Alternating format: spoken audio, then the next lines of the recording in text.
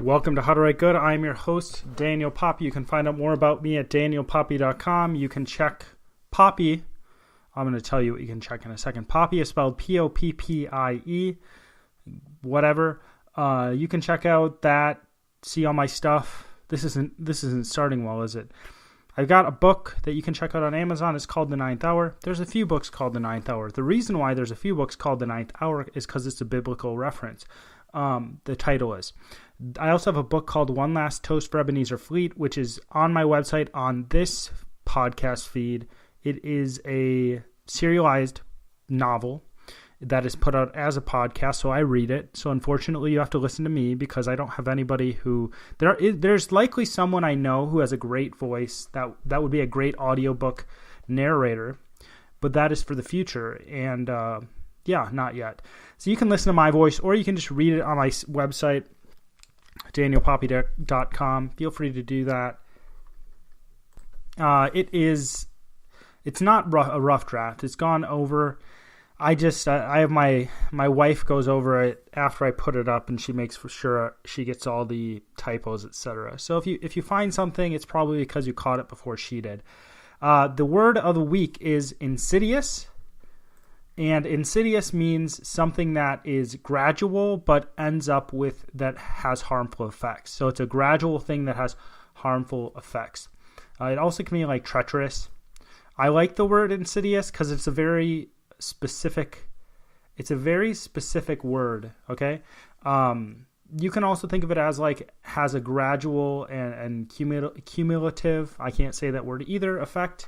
I enjoy the word. It sounds to me, it sounds like what it means. It's just one of those things. This week, let me see if I can find my notes.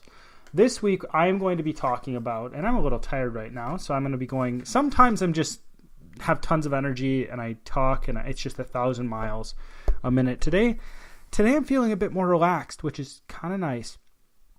Because I'm not often relaxed. Usually I'm just going. So today we are going to be talking about why the book is better than the movie.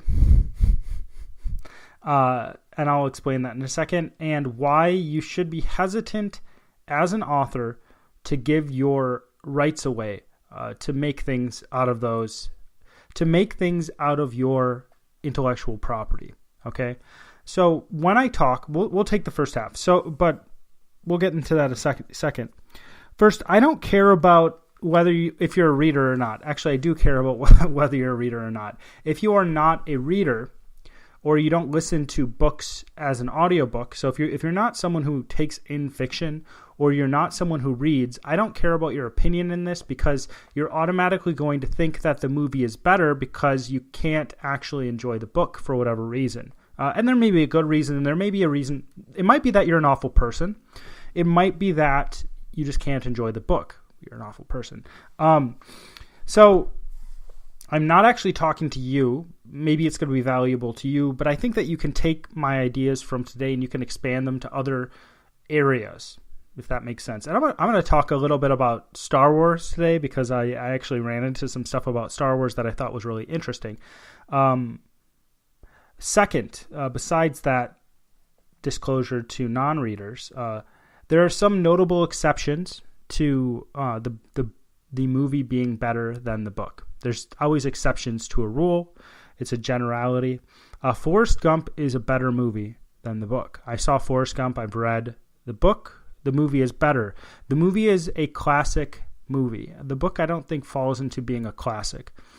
It catches... But the thing about Forrest Gump is that Forrest Gump isn't the exact same thing as the book. It catches something that the author, I can't remember what his name is, was trying to catch. It catches something better than what the author was trying to catch. The author missed the mark, I guess. And I knew what he was trying to go for, but he missed the mark. And the movie did it better, and the movie did it in a way that... Forrest Gump is probably one of the best movies of all time. And it's in the top 100. I don't know if it's in the top 10. I think it's in the top 50. It's one of the best movies of all time. It's really, really well made. It's a really, really good movie. It hits everything you need. etc. It's a long movie too. But that's a better movie than a book. I would say Fight Club is a better movie than a book. Fight Club, the book, it's the same thing. It is trying to do something and it misses, it misses a mark. But then someone grabbed that idea and they ran with it, and they were able to fix the issues that the book had, if that makes sense. So I think that Forrest Gump and Fight Club, the books, aren't classics. I don't think Fight Club, the book, is a classic, but I think that Forrest Gump definitely falls into a classic movie. It's a really well-made movie. Fight Club might as well, just because of what it does and how it approaches things. I don't know. I'm not a film guy. Jurassic Park is another movie that I don't know. It's really close to being better. It might be better, and it might be the same exact thing, that the book misses something that was trying to be done with the movie, but the writer just missed it, or something like that. But then again, I have recently read Jurassic Park again, and it might be the case that that it's just different in a few different ways. The movie really catches you emotionally more than the book for Jurassic Park, and that might be the reason why people like Jurassic Park more than the book. It's a really well-made movie. It falls into one of those classics. The first Jurassic Park is better than all other Jurassic Parks ever made, hands down. The other Jurassic Parks that were made shortly after the first one are not very good, and the new Jurassic Worlds are they're not substantial in the same way as the original. BuzzFeed thinks that the Wes Anderson Fantastic Mr. Fox is better than the book, but that's trash, and we're just going to disregard that completely because it's not true. All right, the third thing. I realize books and movies are two different things, and I think that my argument actually hinges on the fact that they're two different things. Okay, my argument for why the book is better hinges on this fact that they're two different things. My argument for why authors may want to hesitate before giving over their rights to a director or producer, or whoever you give it over to, because I have no idea and I don't care at this moment. Giving your rights over to Hollywood, it hinges on the fact that they're two different things.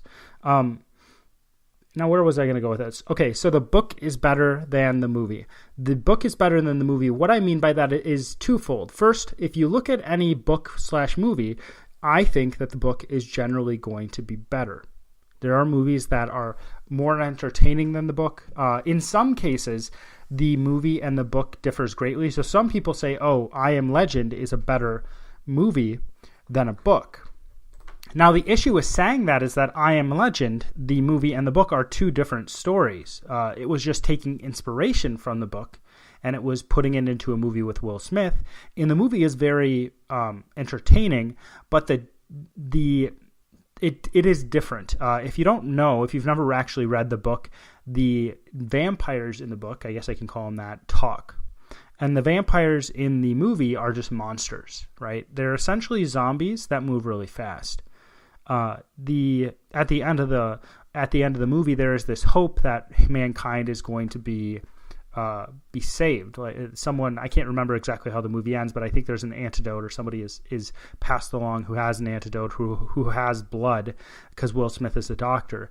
And in the book, I Am Legend, humanity is recreated into these vampire creatures. It's a next step in human development. This disease changes people permanently. And I'm giving away the book. This is a spoiler alert. Okay. So if you don't want to listen to this right now, if you're going to read I Am Legend, this is, I never do these. I never actually run into stuff. The book's been out for like 30, 40, 50 years, something like that. At the end of the book, the reason the Will Smith movie shouldn't have been named I Am Legend. At the end of the book, the main character, I can't remember what his name is, essentially finds out that he is the vampire in this story. Okay, so he is the person going into their houses at night and killing them during the day, because the vampires sleep during the day. So he goes into their houses at night during the day. He kills them during the day when they're asleep, and then they come out at night and try to get him, and he barricades himself in. What he finds out is that he is the monster, and he is the legend. He is that vampire legend to them. he becomes that legend. He dies at the end, FYI. So it's a different story. And there's a lot of different things. There's a lot of books that have been made into movies that are different. There are different stories. And I think that is one big issue with movies, is that they take the source material and they change it in tons of ways. And because they change it in a lot of different ways, they're telling a story that's similar, but they're not telling the same story. So if you run into a movie that you like more, first of all, they're ripping off the ideas of the book.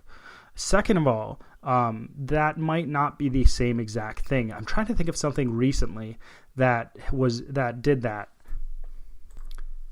but I can't think of anything right now. So if you think of something yourself, every time you watch a movie, just think, oh, is this actually telling the same story, or is this telling a different story? One thing that people gripe about books is that the movie changes or alters things, and in some cases it's minor, in some cases it's really big. Movies. So here we're going to just going through movies and books, and then I'm going to talk about why I think books are better. So I'm going to actually talk about movies first, then I'm going to essentially talk about what books are, and I'm going to expand on why books are better. Movies are visual. I think everybody can understand. There's other parts of movies, but I think everybody understands movies are a visual medium. And there is a suspension of belief that you have to walk into a movie with. For almost all movies, you have to say, oh, like, this is just fiction. And any type of fiction, you're generally suspending belief in some way. You're allowing yourself to believe something that actually can't take place or is very unlikely to take place. The Mission Impossible movies are one of these. The Mission Impossible movies are over the top. They're almost bordering on kind of like a Bollywood action movie where people are able to do crazy, bizarre feats of tricks, essentially, like flips and different things like that. Mission Impossible movies are on that level almost, not to the same extreme, but they do have stuff like that, except it's a spy movie. So you have to suspend belief that, oh, this is possible, oh, this technology exists, etc. You can put on a mask and look exactly like somebody else. It doesn't take into, well, how would I say this? Your imagination is not engaged very much when you watch a movie. Very much is a very good way to describe that. Your interaction from the imagination standpoint, I would say, is about an inch deep. And think of movies more as sweets, candy, essentially. This is especially true, I think, with modern day films. And this isn't with every single film, but with modern day films, everything is very fast paced. You watch one of the superhero movies that are out today, and generally it's the case that things are very fast-paced.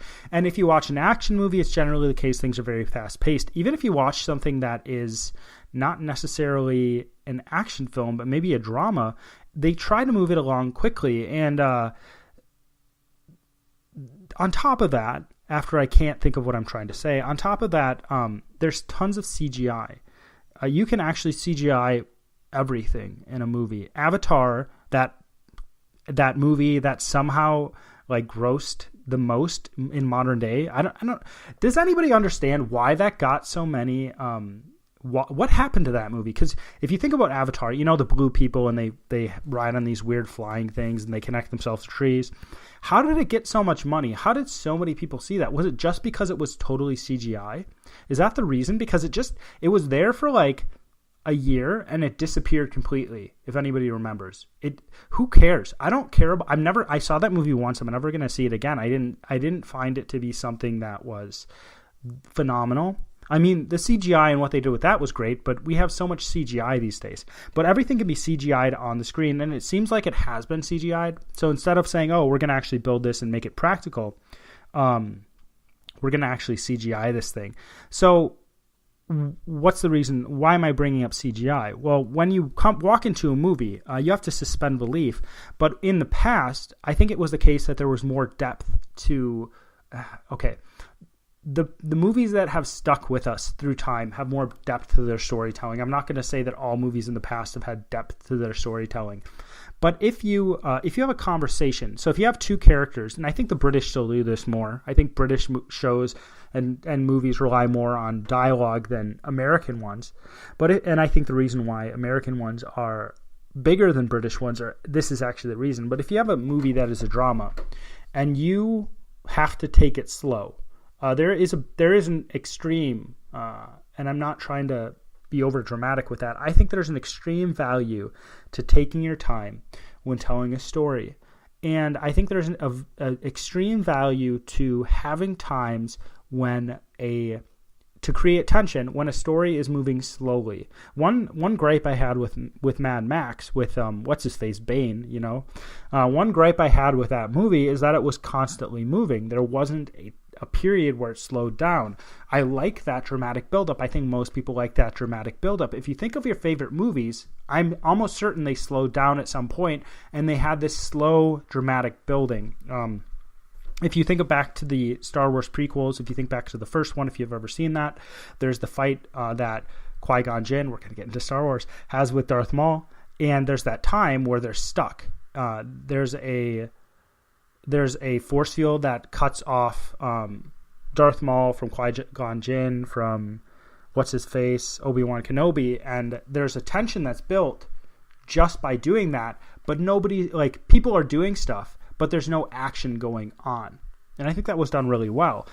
There's other things in other movies. I really like slower paced movies. It's just me. Some people like faster, some people like slower. My wife needs dynamic movies because she falls asleep. If there's too much action, she falls asleep. I think if it's too slow, she falls asleep as well. There needs to be she falls asleep in movies no matter what. But there needs to be dynamic. But I like slower paced films, and I think I really enjoy the movie. I really like more of a Western style, where it's slow and at the end there's that climax. I really like There Will Be Blood because of the fact that it is this slow burn the whole entire movie, and stuff does happen, and at the end then you have the climax, and it all built up toward that end. With movies, I think that filmmakers generally, and I don't think this is always a bad thing. I think filmmakers have relied on quick, fast-paced things, and they've relied on making using CGI so much that they've become ungrounded from the storytelling itself. Just because you use tons of CGI, just because things move quickly, doesn't mean it's going to be a good film, doesn't mean it's going to be a film that would stick with you. But with movies, you walk in, you suspend your belief. You're taking in candy, and when you see something, you take in tons of bits of information.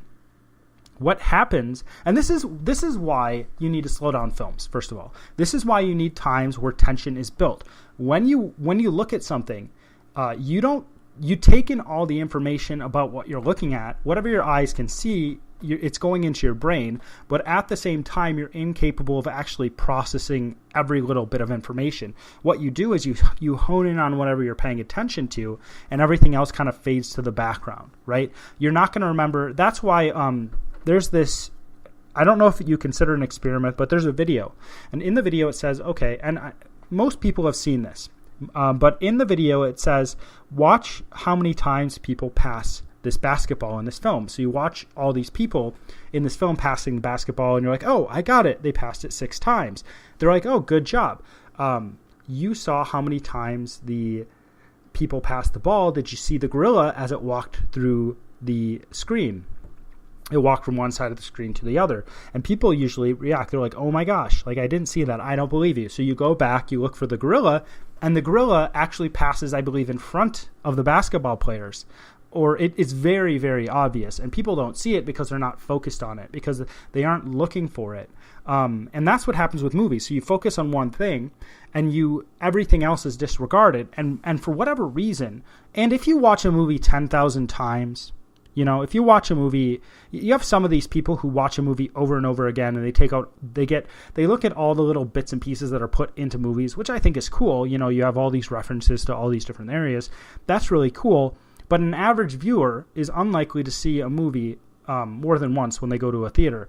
But the issue is that there's a sensory overload because people can only focus on a certain amount of stuff. What happens when and this is just about movies right now, what happens when you watch a movie that is slower, that actually doesn't have as much clutter. There's all these scene switchings. One thing that happens in action movies is that I get dizzy, but that might just be me. But there's not this scene switching. It actually focuses on one person, or it focuses on one thing, and it gives you time to really take it in. It really builds something, builds the tension when it's doing that. But you're able to focus on it better. You're able to see more about the scene because of the fact that they film it differently, because of the fact that they're not just concerned about speed. One thing that people really liked about the show Breaking Bad is that they took a really stinking long time to make him an evil person, the main character. But yeah, so with movies, it's almost all visual. The movie medium is a visual medium. Books are better, and but let's talk about them first. Books are played out in your head. With books, you do have to suspend disbelief, but you have to have your imagination engaged in what you're reading. You have to have more than just your imagination. There's a lot of different things going on when you're reading a book. You have to read the words. You have to comprehend the words. You have to. There's the syntax, grammar, etc. going on there. So you're putting these pieces of information together. And besides putting those pieces of information together, you are also you're putting the pieces of information together to understand a sentence, but then you're putting sentences together to understand a paragraph, paragraphs together to understand a chapter, chapters together to understand the whole entire story, and you have to maintain that story in your mind for as long as it takes you to read the book, right? My issue with people, and I'm going to get back to why I think books are better than movies. I have more reasons than just that, than just the fact that you interact with it on a bigger level. But I think that making a book into a movie doesn't do it. In some cases, you're like, this is awesome. I'm really glad they made it into a movie. But I don't really think it. I think it does. It might do more harm to the book than it does good. And it might seem like I'm a little split over this because I haven't made up my mind. And it used to be the case where I'm like, yeah, let people make any book that I write. If they want to make it into a movie or they want to make it into a show, go for it. That's awesome. But I don't know. I mean, there's such a draw to that, and that's a lot of authors' end result. That's a lot of their goals. Hey, I want my book to get big enough that they're making it into a movie. And I still have that draw. But the draw isn't just to see what I made into a movie. You know, there's a big money draw there, because if your book turns into a big movie, you have more people reading the book and you get a lot of money coming from your book. But like, I think of one of my favorite books. I have like 5. I've only read about 5 books. I don't know why you're listening to this. I really like Lord of the Rings because everybody likes Lord of the Rings, and I like to jump on that fan train. But before Lord of the Rings came out in 2001, something like that, it's been a while. Before Lord of the Rings came out, when I read the books, I had to fill in the gaps so I had to put all this information together, and I had to create a vision of what this world was in my head. After the movies came out, I was locked into whatever that movie was to a certain degree. There is still this fight for me trying to create something in my head, but now it's the case that when I think of Frodo, I think of Elijah Wood. When you think of Samwise Gamgee, you think of Sean Astin, I think is his name. You think of all these characters. Gimli is what's his face, the wizard. You know, what's his name? Gandalf is Ian. Is it Ian McKellen? I don't remember. I don't know actors or actresses. I really don't care that much about them because they just do their thing. If they do a great job, I like them, but I don't really pay attention to them. But yeah, before watching the films, before getting that in my head, I created a world. When I read it, it was more fantastical. There were more dark places where I had to kind of flesh out as I went over it again and again. It was more enjoyable to read the books before I actually saw the movies. This happens in The Bridge to Terabithia, which is actually a children's book. When you read the book, first of all, they made her wrong in the movies, but that's just the movies making creative decisions.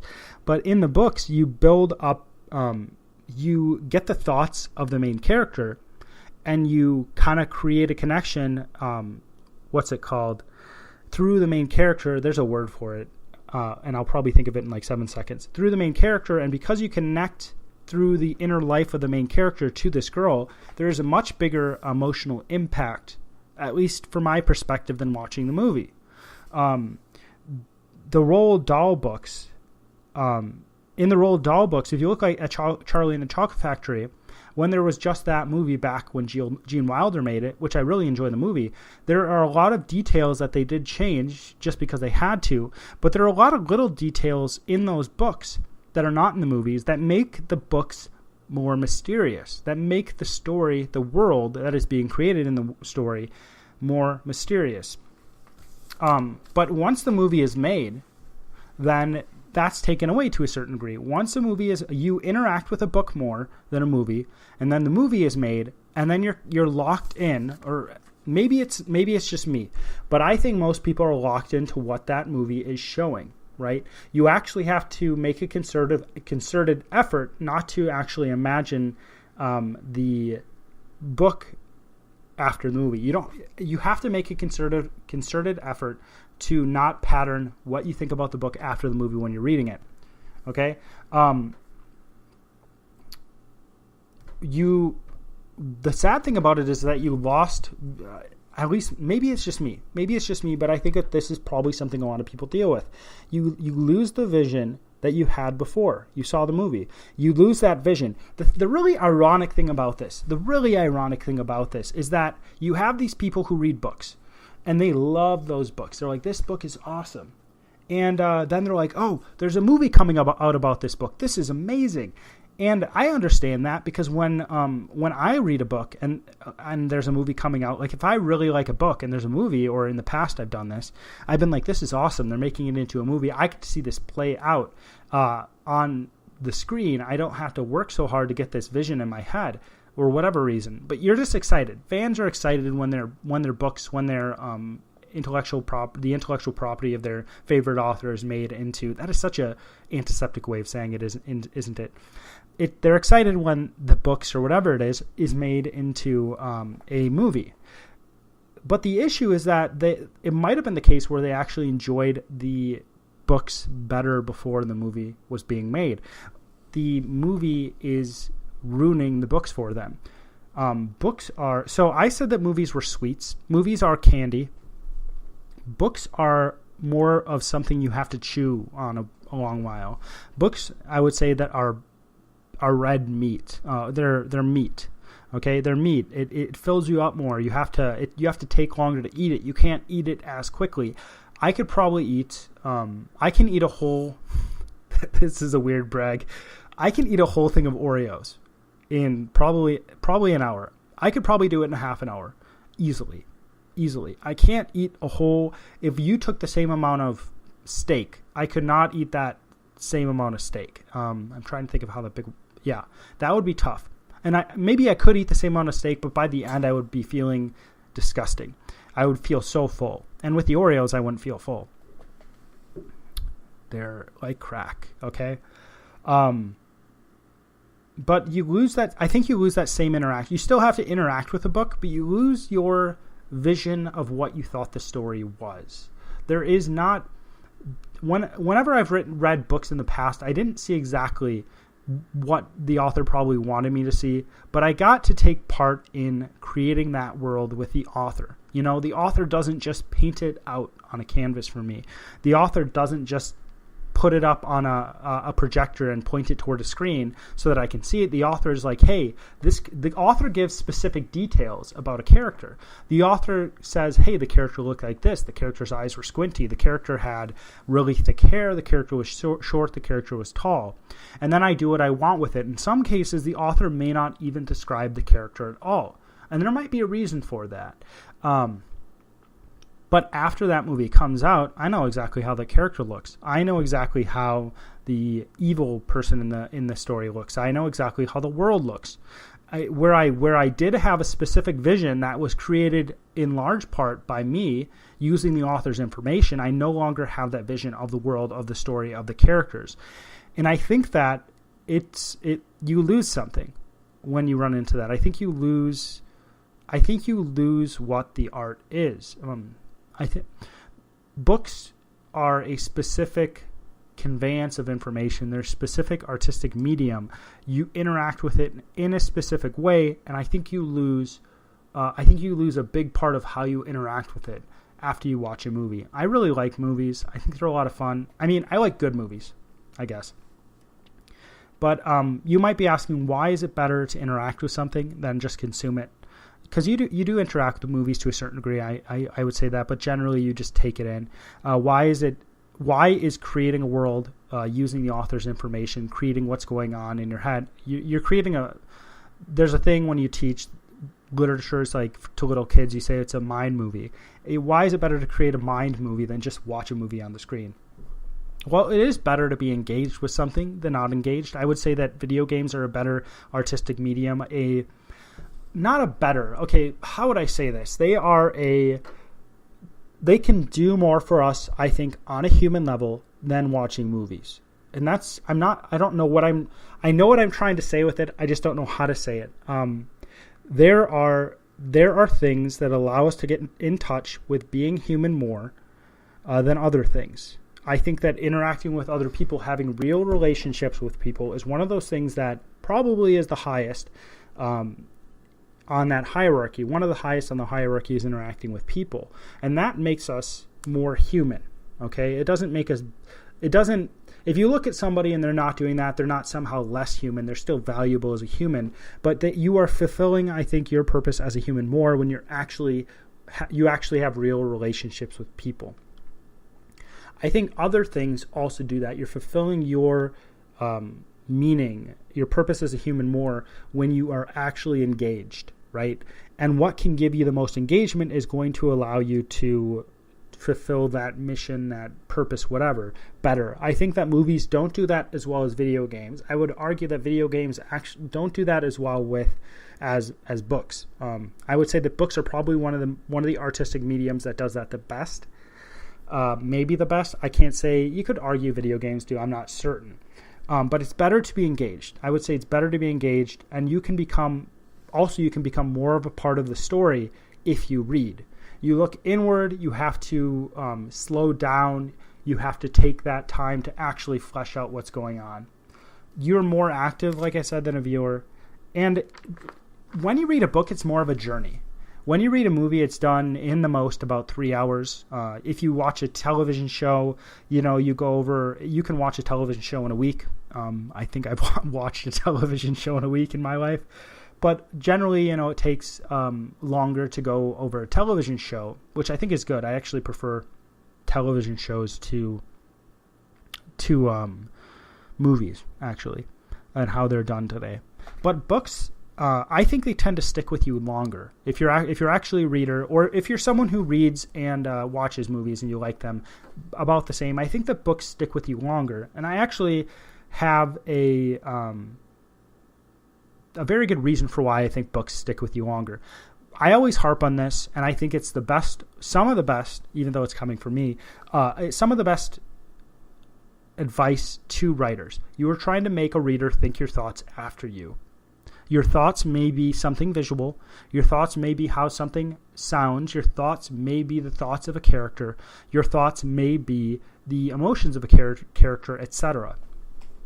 The author, when you are reading, is trying to make you think her thoughts after her, right? You think her thoughts after she has thought them. She wrote them down in a book. The author isn't necessarily trying to get an image across to you. The author is trying to get an experience across to you. And this experience may be an image, but you are the one doing the work of putting that image or that experience together. Like I said at the beginning of this podcast, when I started talking about books, you are taking all those pieces that the author is offering up, all those words, and you are taking those words and you're building something out of those words. We know there's been research done on this, that if you actually are active when you're learning something, if you're actually doing something while you're learning something, doing something to learn, you're not just drawing or something like that, you actually learn the thing better. There's a lot of people who are like, I learn better hands-on. Well, that makes a lot of sense. You learn better when you're doing rather than you're just being talked to.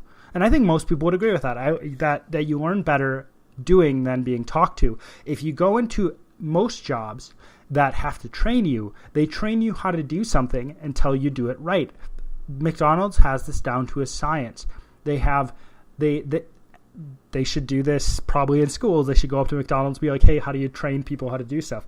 McDonald's makes you do stuff until you do it right, and then they make you do it again and again and again until you get it right every single time, or get it right a certain amount of time, 90%, whatever. But when you are reading, you're putting information together. You're building what the author has already built, okay? And it is different than just seeing something. Your brain does put stuff, it's more active. When you watch something, your brain puts things together, but when you read something, you actively have to be doing something to put that together. And somebody might argue, well, in video games, you do something too. And I would say, yeah, you do. But I don't know if it's as active. I'm not sure. And when you are reading, there are a lot of pieces. A lot of books have about 75,000 words. And let's just say that's about 40,000 paragraphs, something like that. Actually, that's too many. Maybe it's like 20,000 paragraphs. Maybe it's about 30 chapters. I don't know. But then you're trying to put that all together. You're working on multiple different levels. You're working on the level of trying to understand the book. You're working on the level of trying to understand the story. Working on the level of trying to understand the writing itself. I meant by that first part. And then the second part is trying to understand the story itself. And there's a lot of parts that go into stories. But yeah, movies just have less pieces. That's just how it is. So if there's less pieces to put together, or there's less pieces that you put together actively, you are going to be engaged less. So one thing that I think happens after you read a book is that you actually interact with the book more. It stays in your mind. The different things that happen in the book stay in your mind better because of that work you had to do to understand it. It stays in your mind better than if you watched a movie. Okay. And I think that if you read a book after you watch a movie, I think and I don't have research on this. This is a idea that I would like to see tested. I don't have time to test it. I think that if you watch a movie, it is probably easier to forget a book because you already have that information in your head. You already have that visual image of what's going on in the book. Now, I'm really going over today, and I'm sorry about that. I just think this is just something I've been thinking about, and I've kind of come to the conclusion. I think you should be hesitant to give your book rights away to a movie maker. Like I said before, this is the dream for a lot of writers. They say, yeah, I'm going to get so big that my book is going to be made into a movie. My movie is going to have merchandise. There's going to be toys. There's going to be a video game. It's just going to explode. It's going to do the Star Wars, One thing that people have said is that one issue that happened with Star Wars is it got so big that it became something that just was there to sell toys. I believe that Star Wars, that Lucasfilm, I don't know, whoever was in charge of the store thing, they made more money off of toys than the actual art, which was the film, which is kind of sad. Good for Lucas, good for George Lucas. He made a crap ton of money, but there after a certain point, after you have a certain amount of money, there are other things besides money, right? But yeah, that's the goal. Everybody's like, yeah, I want my book to be made into a movie. I want it to be made into a TV show. I am guilty of that as well. I'm like, yeah, this would be awesome. This would be great if this happened. But at the same time, do you really want to? There's an author who said after his stuff was made into a movie or whatever it was made into, they're like, oh, what do you think about what they did to your books? And he's like, well, they did nothing to my books. And he pointed to his shelf. And I think I've mentioned that on this podcast before. But the thing is, they don't do anything to your books. They do something to your readers. That's what happens. Your book doesn't change. Your readers change.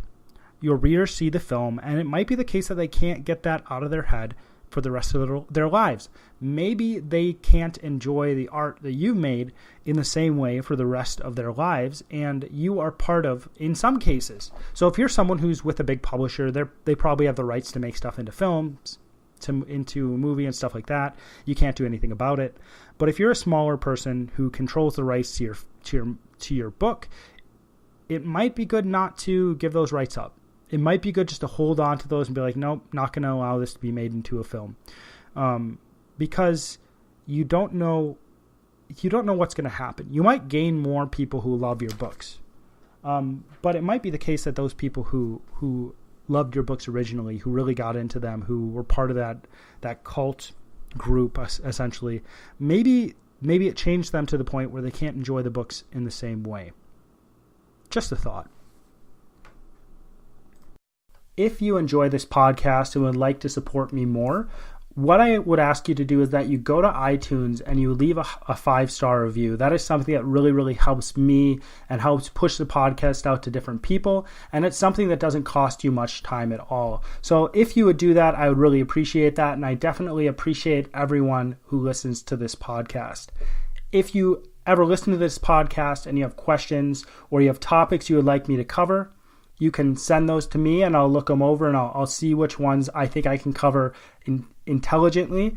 And if you just want to reach out for anything at all, you can do that as well. Thanks for your time. My name is Daniel Poppy, and as always, this is How to Write Good.